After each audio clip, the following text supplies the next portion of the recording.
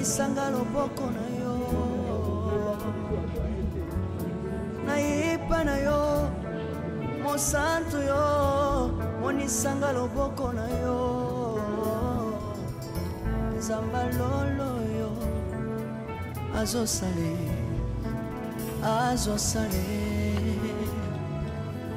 nzamba lolo azosale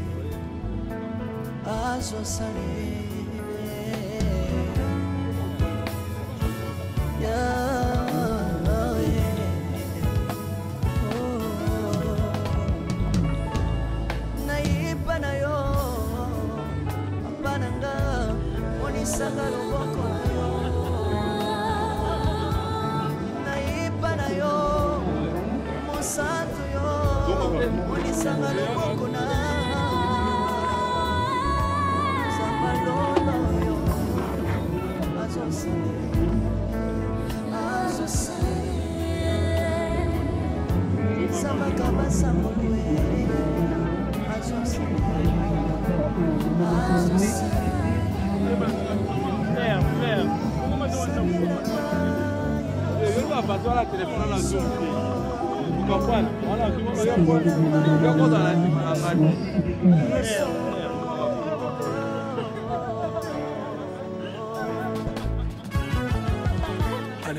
Ça fait mal. Ça fait mal. Elle est accompagnée avec son fils. Elle est accompagnée avec son fils. Salam Pedro Maginda. Elle s'est prêt. Entourée avec ses enfants.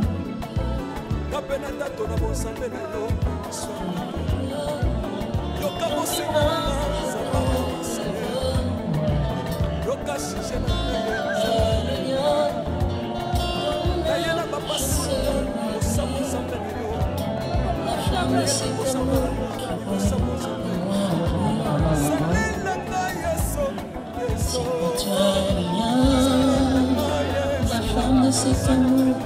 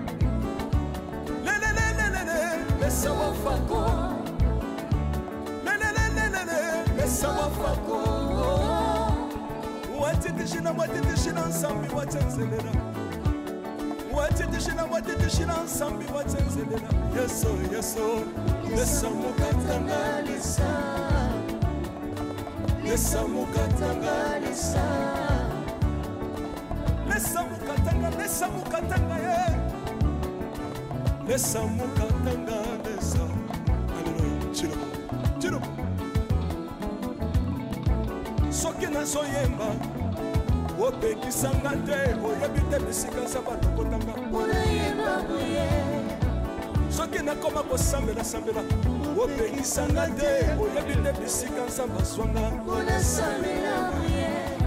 soki nakoma kobinabina opekisanga te oyebi te makambo nzambe asalelanga nzambe nazobinela aza nzamba bosolo oyo naza koyembela nzambe nazoyembela aza nzamba bosolo oyo naza koteya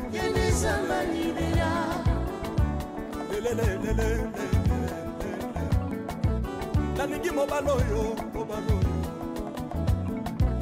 nalingi mobala oyo yesu aza nzambe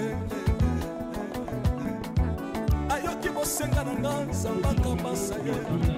Tout est noir maintenant. Et c'est tu dis de la vie, et c'est tu dis de l'avenir. Oui, c'est toi qui dis, même aux oiseaux. Kotala bango. Nasala kateka sinale isaka bango. Bakwe kosala bongo pona. Akebo tika. Celui qui est le père des orphelins. La musique wacha mingole. Seigneur, lève-toi. Biota mnala vete musique akata. Esa na musique ala kata.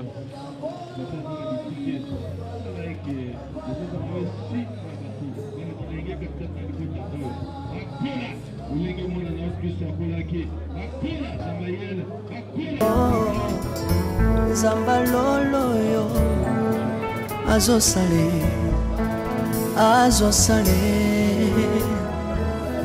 Zamba lolo azosale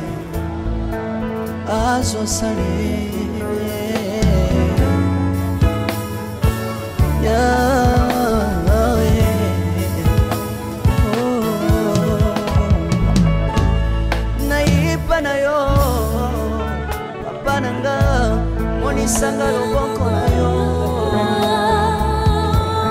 naipa na yo mosantu yo monisanga loboko na zamba lolo yo azosale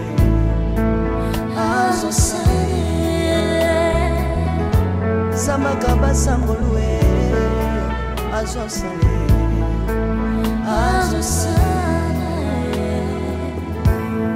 salilanga yesu salilanga yesu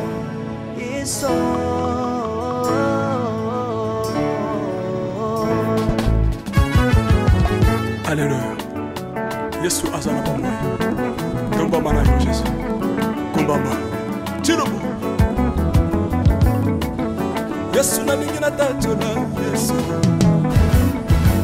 papa nalingi na témoigner nzambe ye ngape na tatola bonzambe na yo iswa bato yoka bosenga na nga nzambe akabasa ye yoka shije na nga ye nzambe alonda ye na ye na bapasi na nga libosa bonzambe na yo na ye na kozanga na nga libosa bonzambe na yo salelanga yesu salelanga yesu salelanga yesu salelanga yesu undelanga yesu undelanga yesu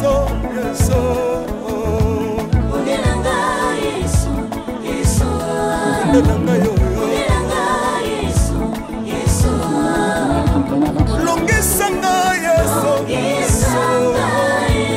longisanga yesu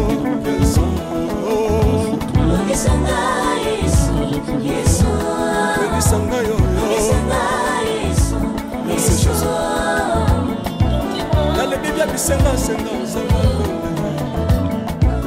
nalebi bya besanga kabela na bisenga senga Yesu moko nini ye bato bakolia pe na nsima na ngai Yesu moko nini ye bato bakolata pe na nsima na ngai Yesu moko nini ye bato bakovanda pe na nsima na ngai nalelika bisenga nzamba lokotanga Yesu lokotanga Yesu lokotanga Jésus kotikanga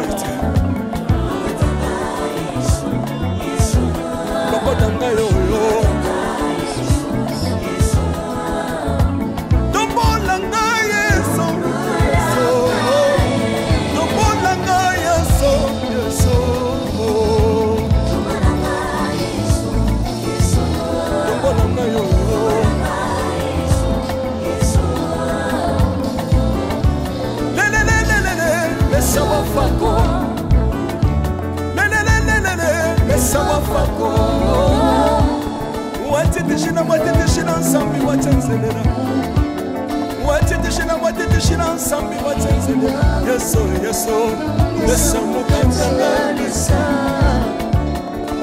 lesa mukatanga lesa mukatanga ye lesa mukatanga lesa haleluya chiro soki nazoyemba opekisanga te oyebi te bisika nzambe alokotanga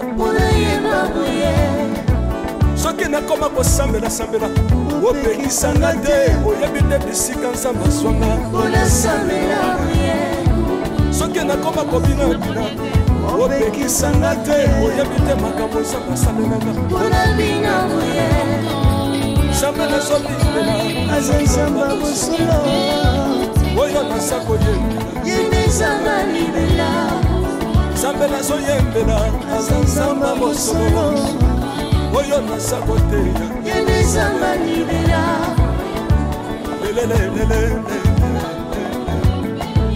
nalingi mobala oyo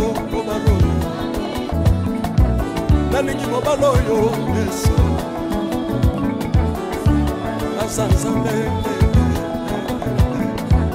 ayoki bosenga na nga nzamba kabasa ye ayoki suje na nga ye nzamba ndonde nazalaka loba te apesinga lobango natambolaka makolo lelo nakomi na motuka ngai oyoyo nazalaka kobala te lelo apesinga libala apambolinga yeso yeso apambolinga yeso yeso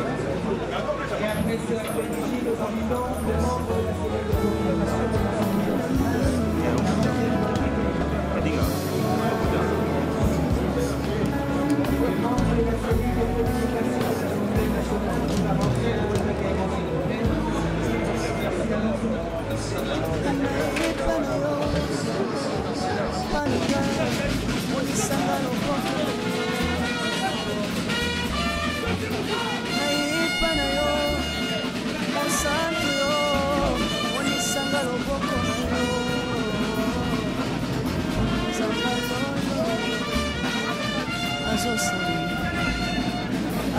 Yes,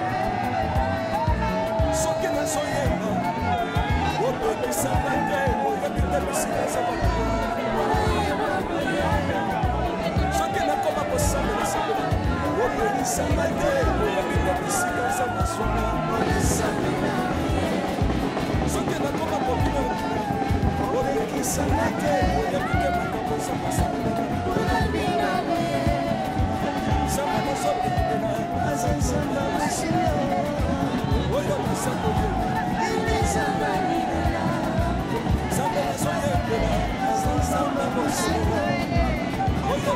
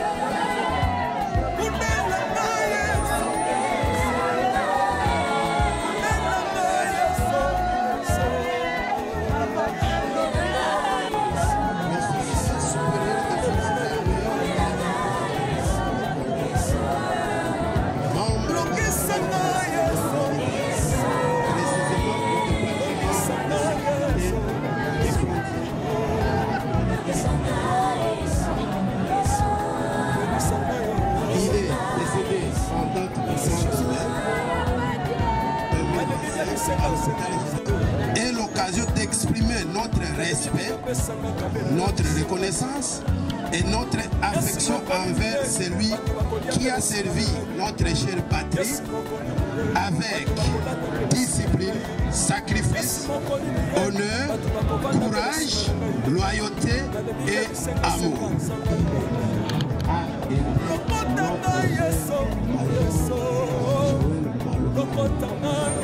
Que nous tous, nous continuons à le garder dans notre cœur et que son âme repose en paix. Notre programme se présente de la manière suivante. Sans pour autant tarder, nous appelons l'aumônier en chef de l'état-major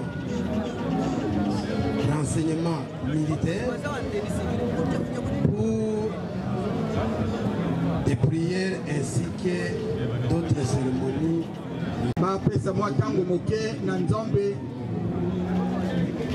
Oui, Azali, maître et à temps et à toutes circonstances. S'il vous plaît,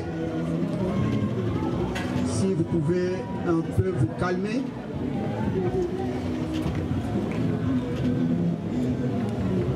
Merci.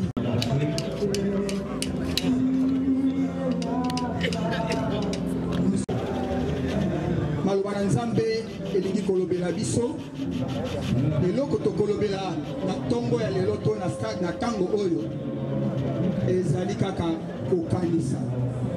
Réfléchissons puisque eloko ya sika ezali te tango enseignant azali kopesa leçon na ye tango akoya lisusu akobanda kofaire réfléchir bana na ye oyo ye alobaki na bango e biso Nzambe atikela biso maloba na ye oyo alobaki na biso bana Nzambe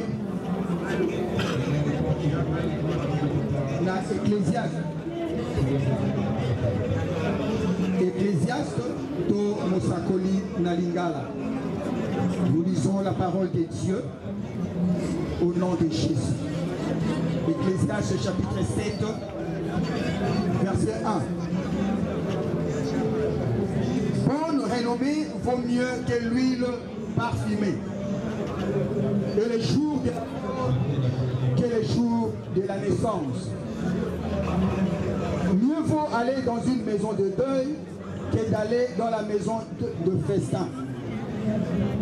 Tokiti Nawit. Mieux vaut l'aboutissement d'une affaire que son commencement. Mieux vaut un esprit patient qu'un esprit hautain. Tokena 14. Au jour du bonheur, jouis du bonheur. Au jour du malheur, réfléchis. Parole du Seigneur. Amen. Amen. Bien-aimé, moto ya kala oyo tobengi mwana ya roi David de Salomon oyo alingaki kokota na kati na esengo ya mokili alingaki komona nyonso ezalaki na kati na mokili tina suka na yango akomeli biso koloba ete renommée, une bonne renommée vaut mieux que de l'huile parfumée. Renommée na yo oyo yo zali lelo et l'équipe même ba parfum to mafuta nyonso oyo yo okoki kopakola. Réfléchissons. Yango na lobaki na nyonso to koloba na tango moke ezali kaka to kanisa. Réfléchissons.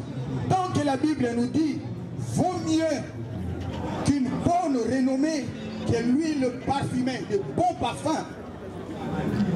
Réfléchissons, réfléchissons devant les hommes et devant Dieu. Yami bala lobi, mokolo na liwa eleki malamu que mokolo na kobotama. Vous allez remarquer que le jour de la naissance de notre frère ou papa, Joël, les gens n'étaient pas venus comme ils sont aujourd'hui ici. Batu bazalaki tezalaki na ngouement lokolo ya lelote mais tala lelo ndenge batu baye ebele esika toye esika ya matanga que kokene esika ya festin esika oyo ezali fête. Pourquoi pona linga lobi ndenge wana yango baye koyebisa biso balobi au jour du bonheur jouis du bonheur mais au jour du malheur réfléchis. Bien-aimé toyebi na kati na fête. Personne ne réfléchit. Si vous avez kanisa na fait, aokanisa akomela ndenge nini, akobina ndenge nini, akolia ndenge nini.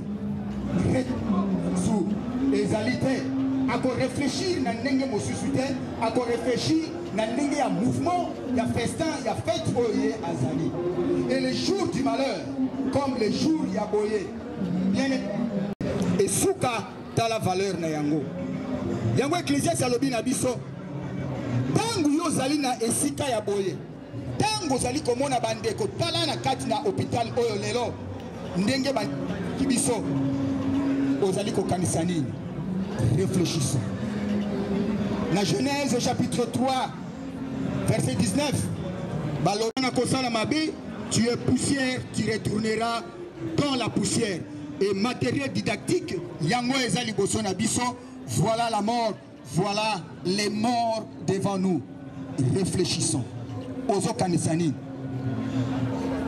Nzambe tango asali moto na Genèse chapitre 2 verset 7.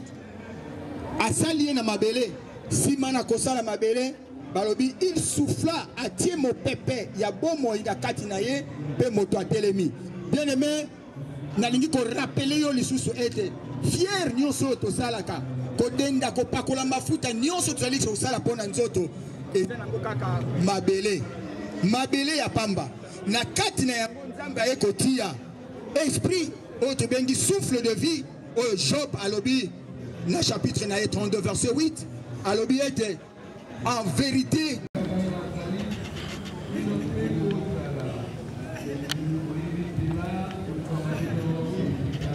merci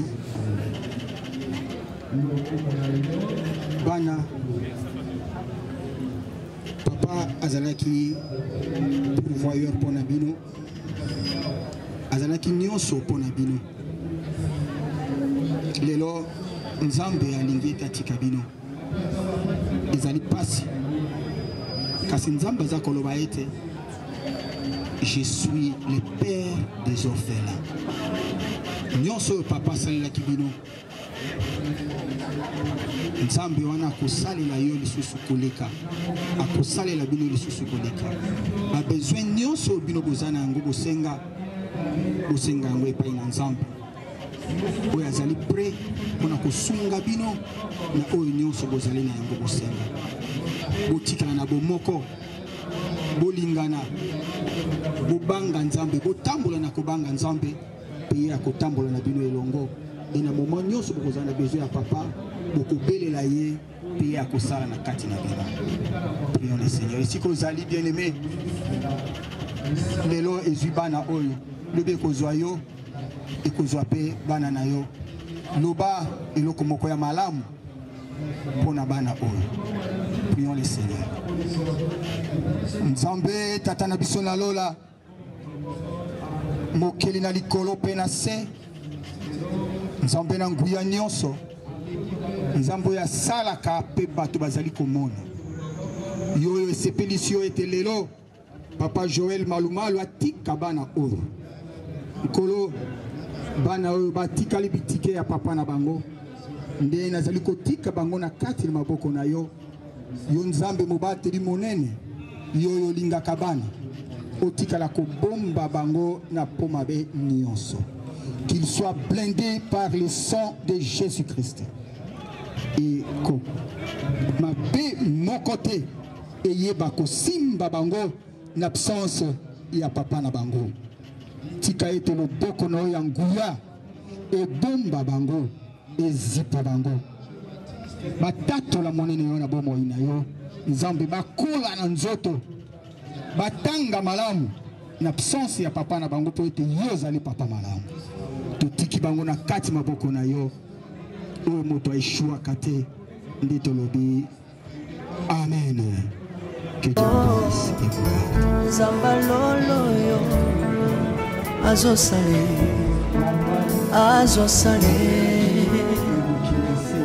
Zambalolo azosale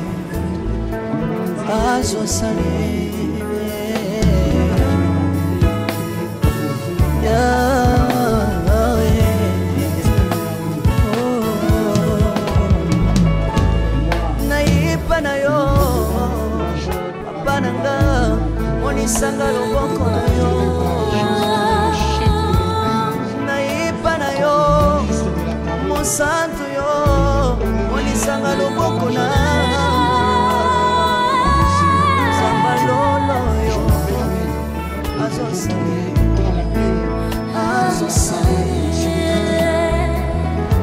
Zamakaba sangolwe azosale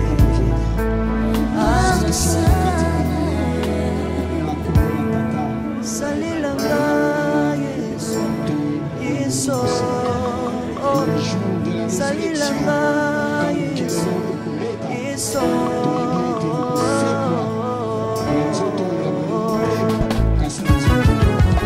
Alléluia. Yesu azala. Combat bana Jésus. Combat. Tire. Yesu na mingi na tachoza Yesu Papa na mingi na témoigner Sanzali Napena ndato na bosambe na yo Yoka bosenga na nga Zambaka masaye Yoka shije na nga ye Zambaka na ye na bapasi na nga Osabo zambe na yo na ye na kozanga na nga Osabo zambe na yo Salela nga Yesu Yesu Salela nga Yesu Yesu Salela nga Yesu Yesu Salela nga Yesu Yesu Kundela nga Yesu Kundela nga Yesu Yesu Kundela nga Yesu Yesu Kundela nga yo Longisanga Yesu Yesu Longisanga Yesu Yesu Longisanga Yesu Yesu Longisanga Yesu Yesu Jésus Dans les Bibles bisenga senga Dans les Bibles ya pesanga kabela bisenga senga Yesu moko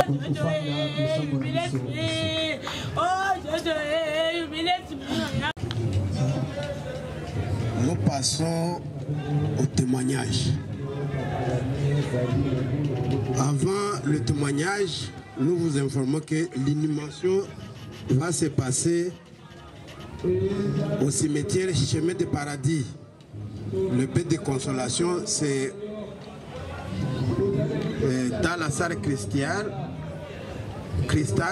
Lemba Fikine, référence Bikapi.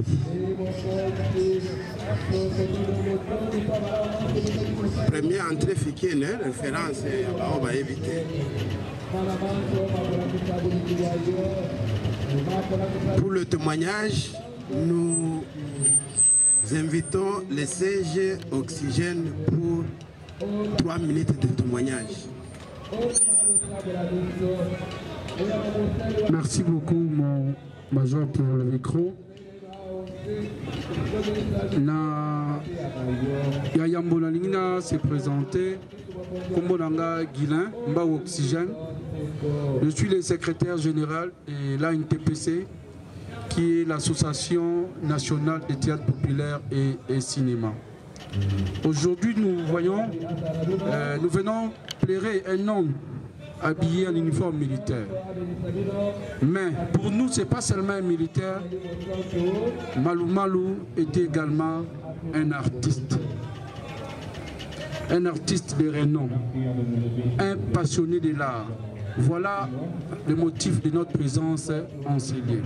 Kasi, ce qui n'a rien à voir moi, Pona Motoyo Malou Malou, président, directeur artistique du groupe Génovique. Il a beaucoup fait pour l'art. Il a encadré la jeunesse. Il a encadré les artistes.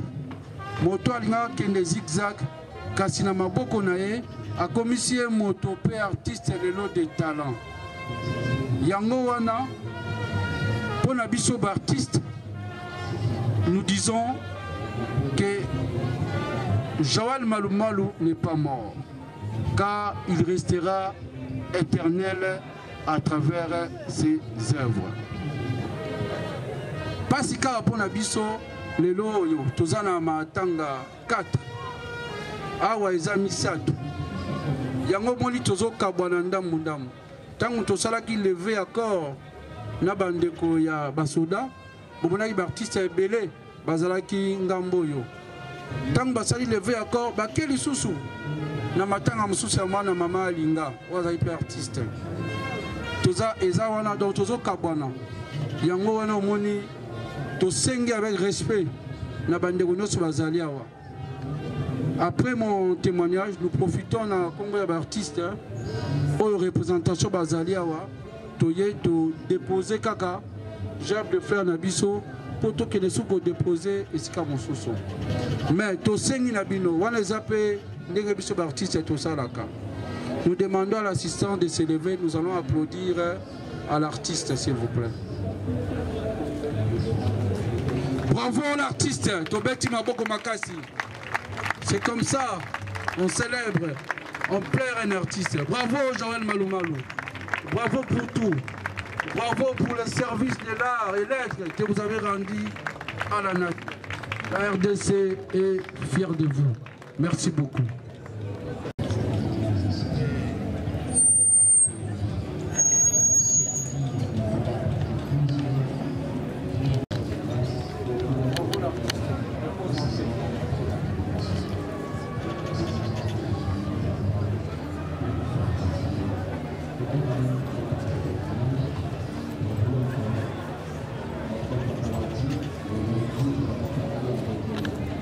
Nous étions quelque part, il venait de faire sa kiné. Nous nous sommes parlé. Alors il m'a dit beaucoup de choses. En résumé, toutes les choses que Joël m'a dit, c'était autour de l'amour, de la charité. Joël, c'est quelqu'un qui a aidé beaucoup de gens. Même à l'aéroport là où il travaillait, je pense qu'il y a des gens là qui voyagent. Et quand on les rencontrait à l'aéroport, il ne doutait pas d'aider. Et il aidait avec son cœur ouvert. Joël, c'est quelqu'un qui rassemblait les gens. Nous qui sommes ces petits, et moi en particulier, je les connais très bien. Très bien. Soit le symbole de réunification, soit le symbole de rassemblement. Que la mort de Joël ne nous divise pas. Parce que je me rappelle de ces jours-là, parce qu'il me disait petit, Nazo mona Guinée au Pénézo Simbate, Nazo s'est préparé. Fin juillet, il faut voyager dans des poteaux. Pour nous faire un check-up Yamalam. C'était 2 semaines avant sa mort. Alors le jour où il est mort, je me suis réalisé que le vieux venait me dire au revoir. Parce qu'il a insisté même d'appeler mon ami qui est en Afrique du Sud, qui n'est pas venu, Joe Maloumal. Il me dit, ils se sont beaucoup parlé. Et Joe lui a dit, alors,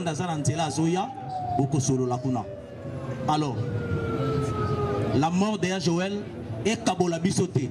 L'obito Zaki na salle, nous nous sommes rencontrés avec les amis. Auto Kabwana Bango 20 ans, 10 ans. C'était vraiment un retrouvaille. Alors je me disais que voilà la mort de Joël nous réunit. Que cela ne nous divise pas. Joël, merci.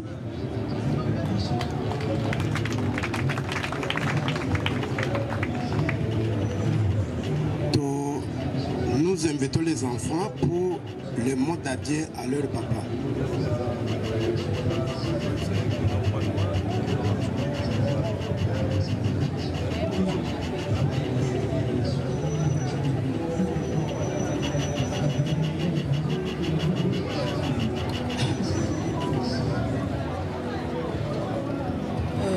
Merci pour la parole. Merci pour votre présence. Je serai un peu vite et direct. Papa, merci pour tout ce que tu as fait pour nous. Merci pour ton amour, ton soutien et tes conseils. Tu as été un père formidable. Nous nous souviendrons toujours des souvenirs spécifiques, anecdotes, qualités de votre père. C'était un homme, et c'était un homme généreux, drôle et attentionné. Ton amour, papa, notre amour, papa, nous t'aimons et nous t'oublierons jamais. Tu seras toujours dans nos cœurs.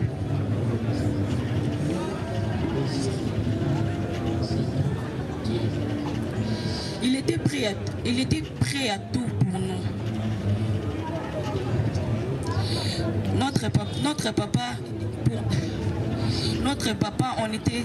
Pour notre papa, on était sa priorité. Il partageait tout avec nous. Papa nous aimait tellement qu'il s'est battu jusqu'au point de donner sa vie pour assurer notre éducation. Papa nous a tellement aimés. Papa nous donnait tout ce qu'on lui demandait. Papa nous a offert une bonne vie, enfin que nous ne puissions pas envier. Papa, là où tu t'es arrêté, nous allons continuer. Papa, Ton nom ne partira pas ainsi. Papa, nous allons élever ton nom.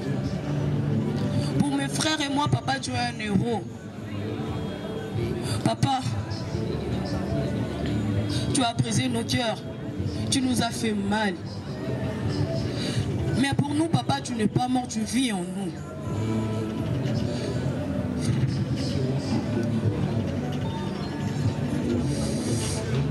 Papa, nous t'aimons.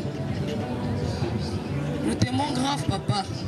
Tu t'es donné pour nous, tu t'es sacrifié pour nous, tu t'es battu, afin que nous ayons une bonne éducation. On dit que la discipline est la meilleure des armées. Papa, cette discipline va vivre en nous. Parce que votre passion était l'armée congolaise. Nous t'aimons, papa. Nous te promettons, là où tu t'es arrêté, nous allons continuer. Ce que tu n'as pas pu faire, papa, nous allons le faire pour toi. Nous allons te rendre fiers, peu importe où tu iras. Parce que tu nous as promis avant de ta mort que même si tu n'es pas là, tu vas veiller sur nous. Même si tu n'es pas là, tu seras là pour nous. À chaque fois qu'on aura besoin de toi, on n'a qu'à passer, on penser à toi, papa. Tu vis en nous, papa. Peut-être tu es mort pour les autres personnes, mais pour nous, tes enfants, papa, tu vis en nous. Et nous te promettons, papa, de te rendre fiers. Je vous remercie.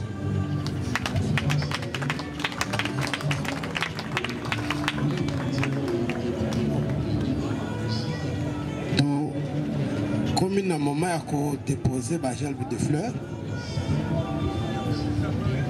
la lingi est seulement en ordre. Et puis, la loupe. La gerbe de fleurs, la moko pour équiper un recueillement pour que tu gagnes Ngonga.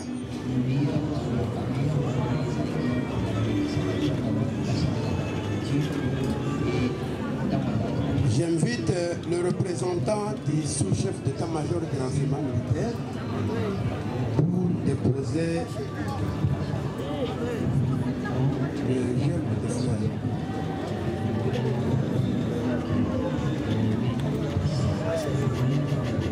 Le représentant du chef de département aussi se prépare pour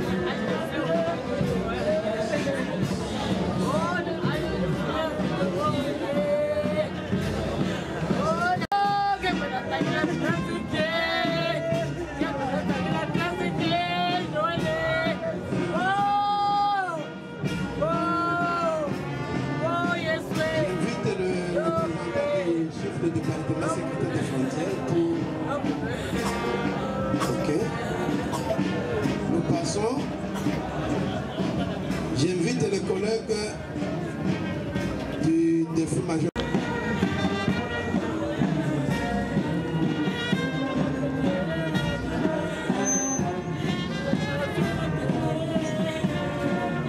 Nos amis de promotion de l'académie peuvent attendre un peu.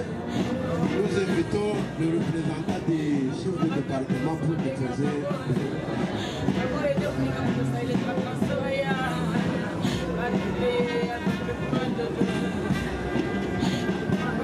Le chef de département peut être accompagné par les officiers aussi de l'état-major d'enseignement militaire qui sont.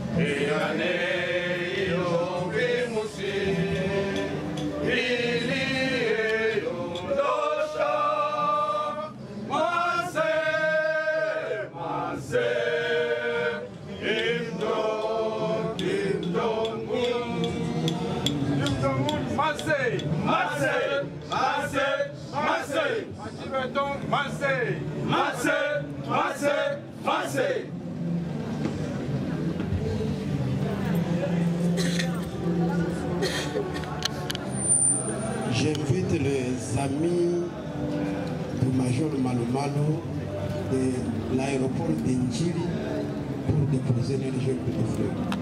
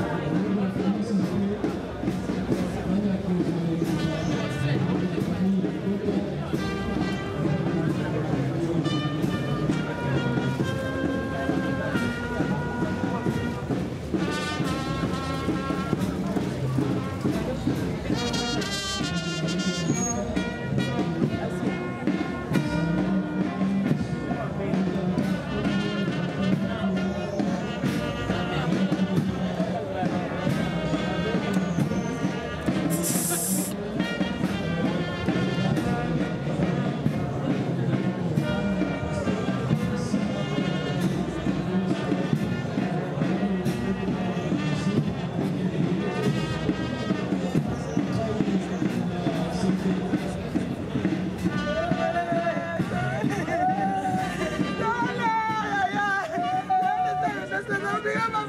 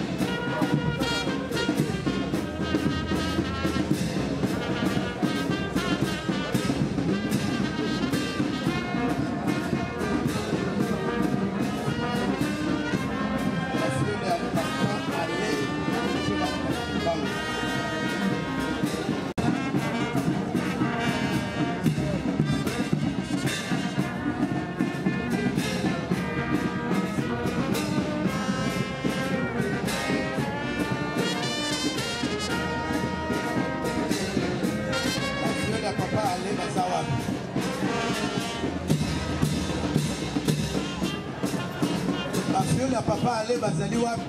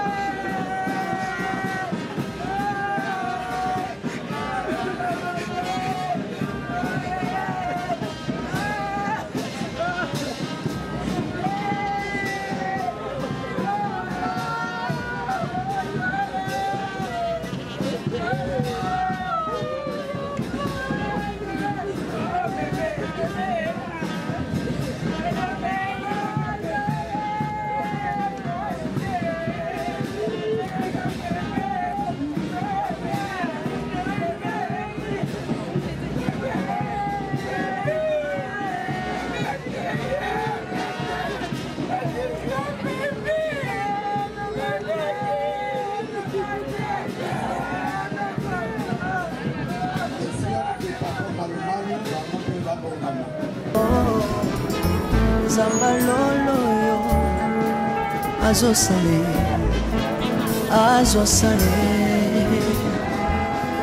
Zambalolo azosale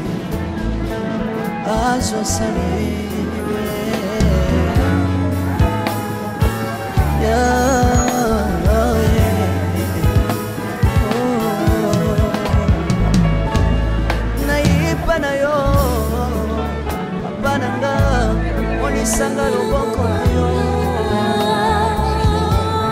Naipa na yo Mosantu yo Monisanga loboko na Zambalolo yo azosale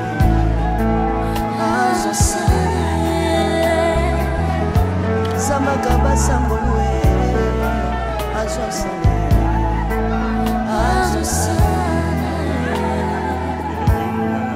Salilanga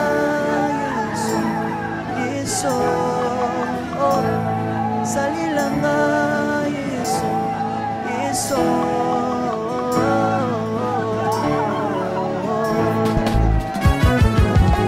Alléluia. Yesu azala komba.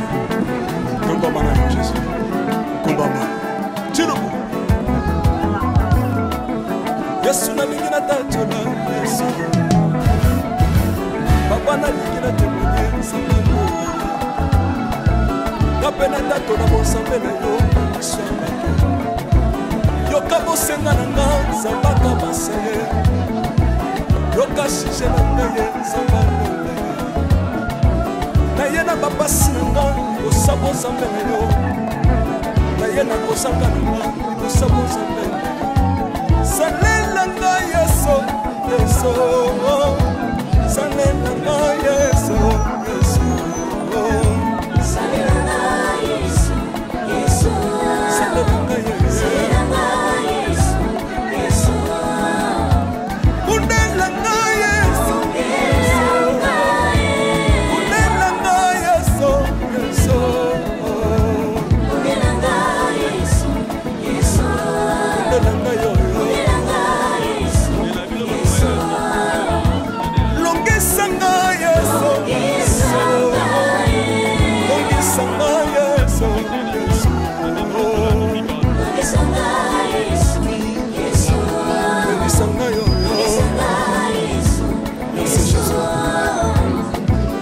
nalebi bia bisenga-senga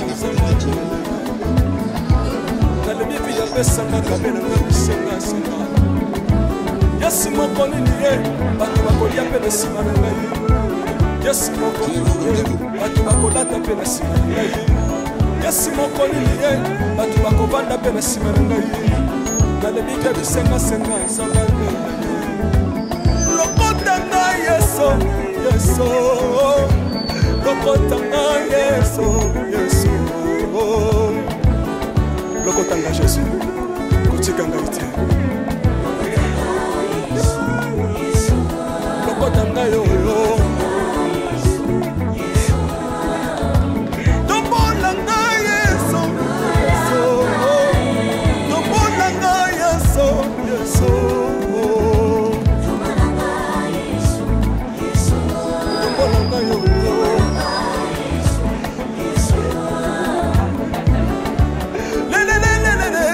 Sawafako, Sawafako. Watitishina, watitishina, Sambi, Watanzania. Watitishina, watitishina, Sambi, Watanzania. Yes, oh, yes, oh. Nesamukatanganisa,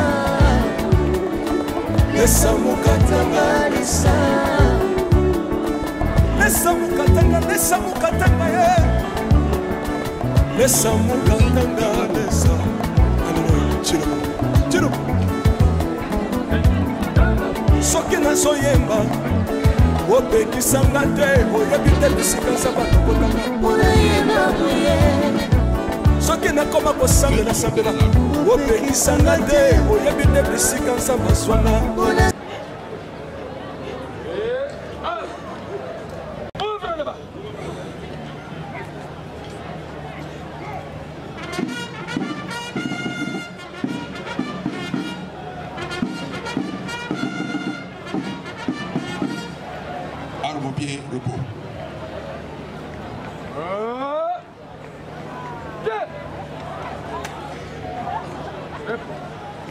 Oraison funèbre prononcée à l'occasion 98-34-609-81 de l'état-major de renseignement militaire, département sécurité frontière. Monsieur le sous-chef d'état-major du renseignement militaire, ici représenté, mon colonel. Messieurs les chefs de département de l'état-major du renseignement militaire, messieurs les directeurs, officiers, sous-officiers, gradés et soldats, ainsi que les membres du personnel civil ici présents. Mesdames, Mesdemoiselles et Messieurs, à vos titres et qualités respectifs, tout protocole observé, qu'il me soit permis avant toute chose de rendre grâce à l'Éternel, Dieu Tout-Puissant, Créateur du ciel et de la terre, des choses visibles et invisibles, lui, le maître des temps et des circonstances, pour avoir permis d'une part l'amour inopiné de notre compagnon d'armes, qui était aussi fils, frère, neveu, oncle, père et mari pour certains. D'autre part, je vous remercie pour la promptitude manifestée par votre présence aux obsèques du major, officier supérieur, officier de renseignement, Malumalu Ngambi, Joël pour les intimes. C'est depuis le 30 mai 2025 que le visage hideux de la mort avait brutalement frappé la grande famille des forces armées de la République démocratique du Congo en leur arrachant l'un de ses officiers supérieurs du renseignement militaire qui reflétait des capacités requises dans la profession des armes. La disparition du major, officier de renseignement Malumalu Ngambi, dit Joël, frappe d'une terrible stupeur ses amis, accablés d'une consternation indéfinie, tous ceux qui l'avaient placé en leur affection. Le destin n'a pas voulu que la chaleur d'amour du natif de Bandundu ne puisse profiter davantage à ses enfants, ses amis et toute sa famille. Mais, tout compte fait, c'est le tout-puissant Créateur qui décida, en cette date que Papa Joël ne soit plus de nôtre, plus jamais. Certes, le parcours de l'illustre disparu que nous allons dévoiler tout à l'heure édifiera chacun de nous pour savoir la valeur réelle, l'homme dont la perte laisse un vide pour notre société.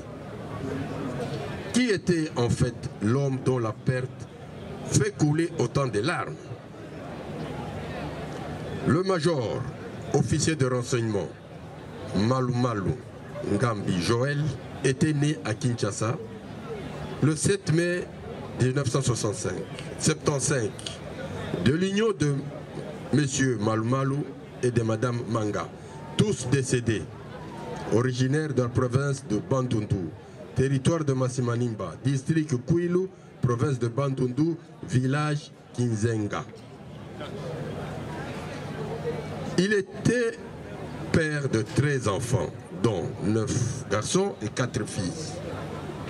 Il avait fait ses études humanitaires où il décrocha son diplôme en option latin philo. Puis, officier de police judiciaire de formation. Il a suivi les cours de droit de l'homme, le renseignement au Centre supérieur militaire et l'art dramatique. Soucieux et animé d'un sentiment patriotique, se fait enrôler dans l'armée le 26 août 1998 à Likasi, au centre d'instruction de Moura. Après, il rejoint l'académie de Nsele pendant 3 ans, d'où il sortit commandant compagnie, avec mention distinction. Il fait le renseignement à Nsele et obtient son attestation avec mention satisfaction. Enfin, il parcourra au Centre supérieur militaire d'où il obtint son brevet de renseignement. Il fut nommé sous-lieutenant en 2003, lieutenant en 2006, capitaine en 2010 et major en 2016 par ordonnance numéro 16078 du 10 octobre 2013, grade qu'il portera jusqu'à sa mort. Le major Malumalu Ngambi chérissait son métier.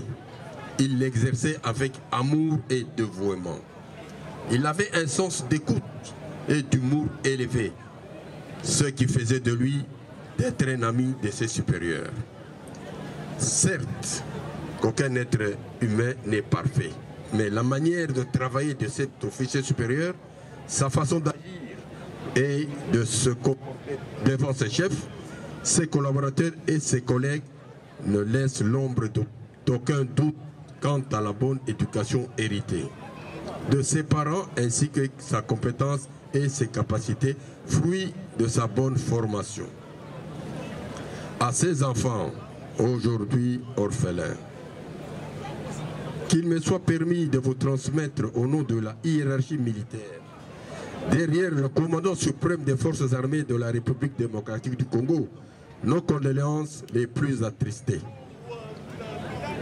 À vous, chers compagnons d'armes, major, officier de renseignement Malumalu Ngambi, Joël pour les intimes, vous avez commencé votre carrière sous le drapeau et vous la terminez aussi sous le drapeau. Vos collègues n'oublieront jamais que vous étiez un officier supérieur modèle et exemplaire. Que ces honneurs demeurent à jamais pour les orphelins, amis et toute la famille, un motif de fierté. Larmes aux yeux, nous disons adieu, major, officier de renseignement, Malumalu Ngambi. Que la terre de nos ancêtres te soit douce et légère. Repose en paix. Musique, garde à vous.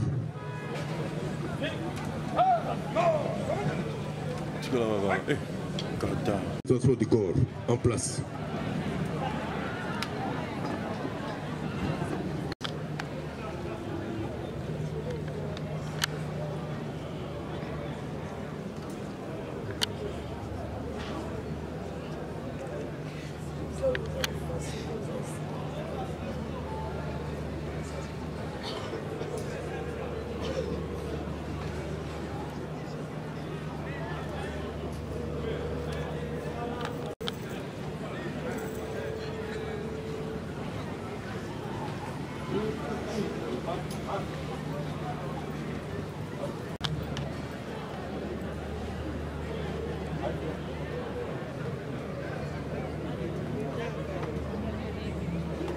Faites présenter les armes.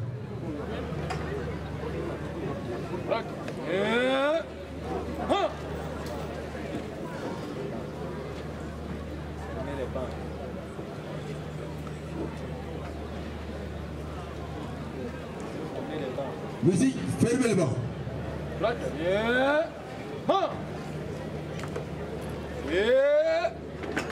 Fou. Musique, fermez les bancs. Oh, ça traite. Armée. Fermez les bancs.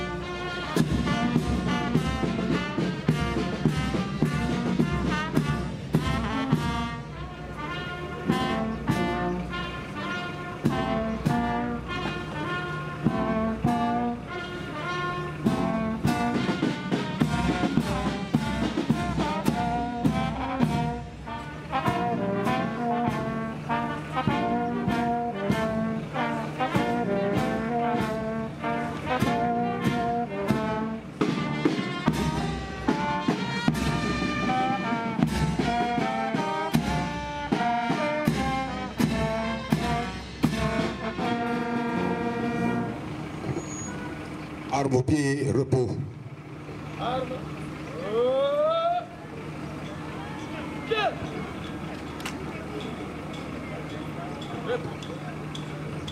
Bravo.